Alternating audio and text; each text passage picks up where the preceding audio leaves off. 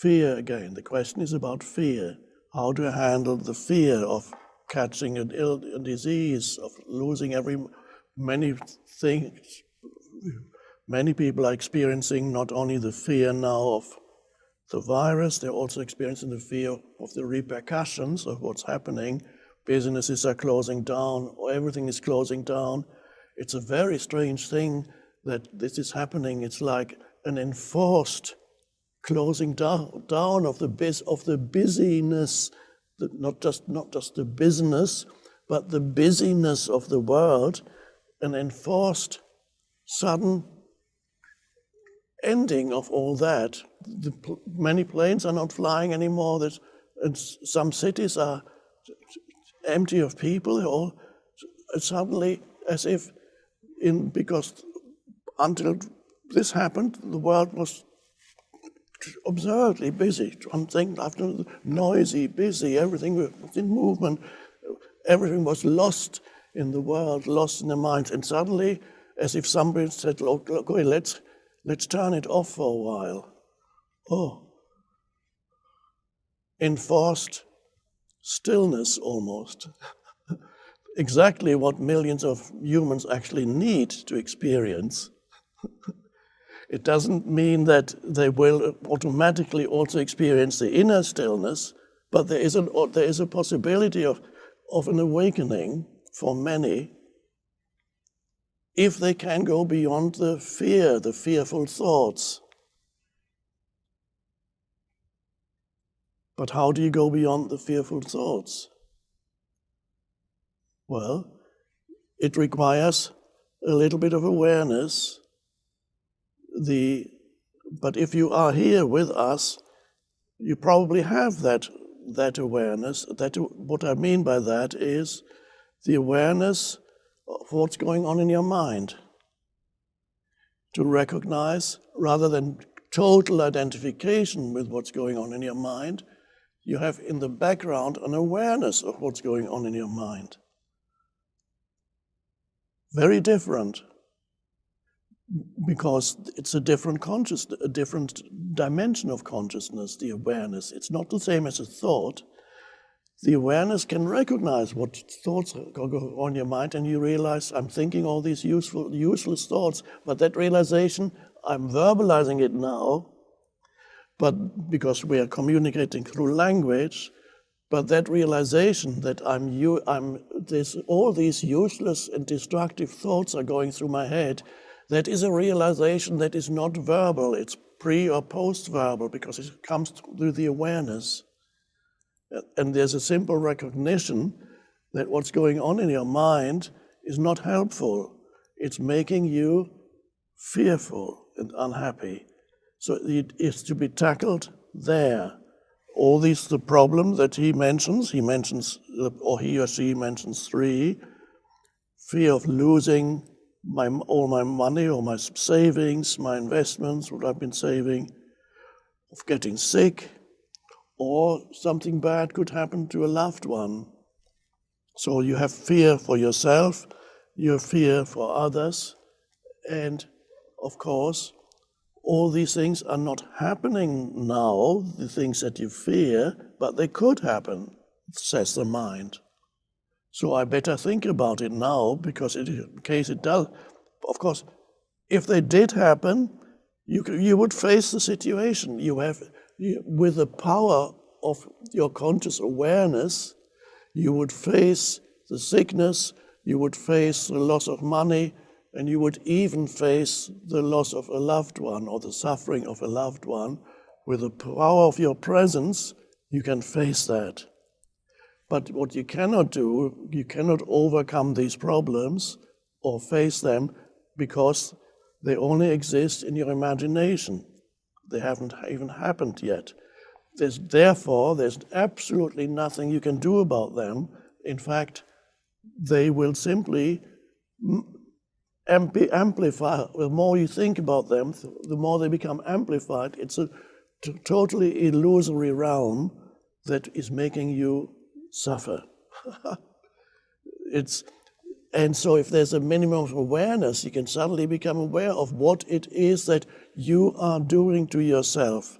Well, It's not that you're voluntarily doing it to yourself, but one could say it is happening to you. So you become aware of what is happening to you, because the thoughts in your mind, virtually all the thoughts in the absence of awareness, happen to you.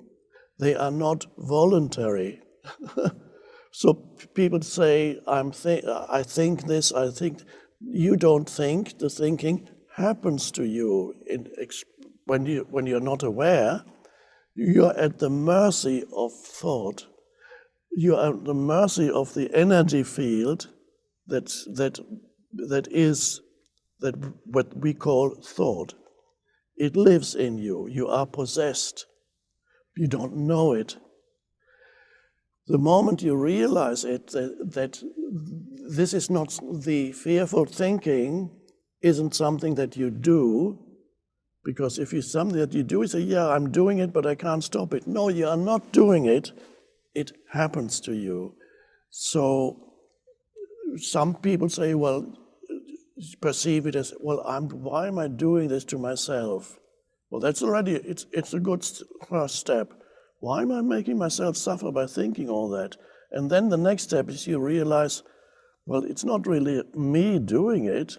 It's the self-serving thought forms that are swirling around in my mind continuously, that are making me unhappy, that have no useful purpose. I'm not helping myself or anybody by thinking these things, by projecting bad things that could happen. And so with the awareness of what's going on in your mind comes the first time a moment of freedom. Because before you had no free will. Without awareness, you have no free will. You're at the mercy of a conditioned mind. So what do? So you have recognized that what's been happening to you fulfills no useful purpose. That's an important realization, because before there is an assumption in the unconscious mind that unless you worry a lot, then you're not controlling your life. There is the delusion that the more you think about useless, you don't know it's useless. The more you think about the problems of your life, then you need to continue thinking in order to hold it all together. You need to really worry, or the problem of the world. If you don't worry, then your life will fall to pieces. It's the underlying assumption. Of course, it's a delusion. So the worrying, the fearful thinking does not want to end. You need to know that it has a momentum. And you cannot fight it. If you fight it, you make it stronger. You give it added energy. So it's not by willpower that you can stop it, or as I just said, you can stop it briefly, but not for long, through exercising willpower. So you stop it simply by first recognizing not only the futility, but also the destructive nature of that type of thinking. And then you begin to see that a lot of the unhappiness is produced by the narratives in your mind. And at that moment, you have a choice. You can continue being dragged along in the stream of fearful thinking. Or you can say, my choice is now to take my attention away from fearful thinking. I'm verbalizing it.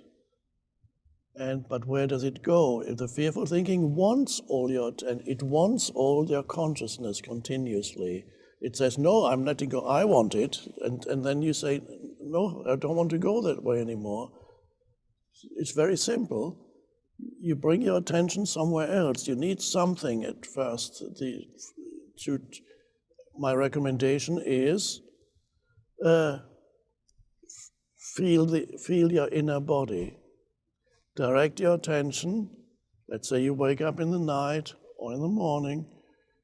Direct your attention, instead of thinking, direct your attention into the inner energy field of your hands.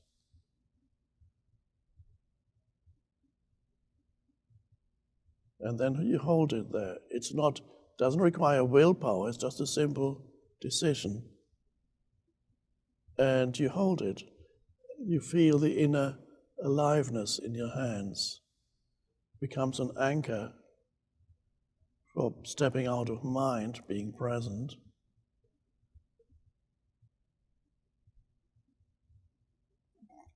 Can you feel the energy in your hands? I can. And it's always wonderful. I've been feeling the energy in my hands for many years. It's always fresh and new. And I don't tire speaking of it, because it's always fresh and new. And of course, it's not just the hands. If you can't feel the energy in your hands, close your eyes and ask yourself if let's say your right hand, or if you're left-handed, your left hand. Ask yourself if your left or right hand is still there or not. Is it still there? How do I know it's there? How can I know it's there right now? Now, you can't know it because you remember it was there when you saw it a few seconds ago. That's not knowing that it's there, because it might have disappeared. You close your eyes, you're not moving your hand. How can you know it's there? You can know it's there, but how does that happen? What is it? How do you know it? You can feel it, but what is it that you feel? You feel the energy within the hand. It's very subtle at first, so you need to be alert to feel it. But that alertness that then goes in the body is taken away from thinking, and you suddenly your hand feels more alive than it was before, and that's only the beginning. You can feel both hands simultaneously. And then you realize you can also feel other parts of the body, your feet at the same time, and legs. And then you become aware of a all-pervasive sense of aliveness in your entire body, energy field. Yep. And the amazing thing is, by the way, you may also become aware that you're breathing, because that's connected with the body. You're breathing into the body, and the breath flows in and it flows out. And the more you become aware of your body, the more you become aware of your breathing. The more you become aware of your breathing, the more you become aware of the body. There's a wonderful aliveness there. And what happened to your mind activity? It subsided almost completely or completely, because you cannot be aware of inner body and at the same time think. A few fragments may be there of thoughts, but not a sustained stream of thinking. It's not possible, because all your attention, your consciousness has gone away from the conceptualizing mind into the inner body.